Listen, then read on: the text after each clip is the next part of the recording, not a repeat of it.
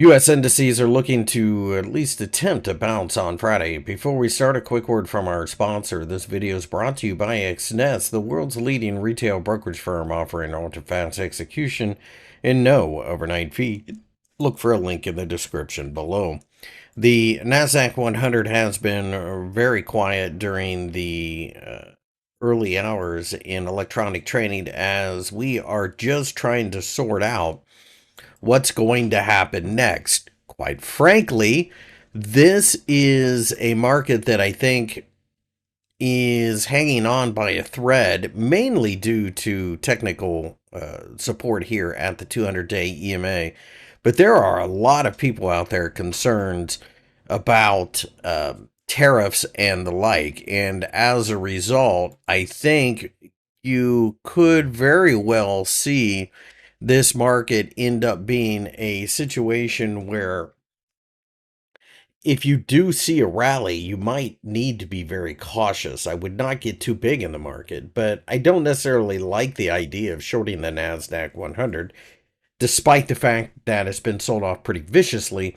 We've seen that a couple of times in this uptrend and watched it turn right back around. The Dow Jones 30, on the other hand, is turning around to show signs of life on Friday, and it's very possible that we could get a little bit of a bounce from here that opens up a move to the 50-day EMA. Whether or not we can break above the 50-day EMA remains to be seen, but if we do, then it opens up a move to the $45,000 level. A breakdown at this point below 43,000 could open up a move down to 42,000, which of course is supported multiple times in the past and by the 200-day EMA hanging around as well.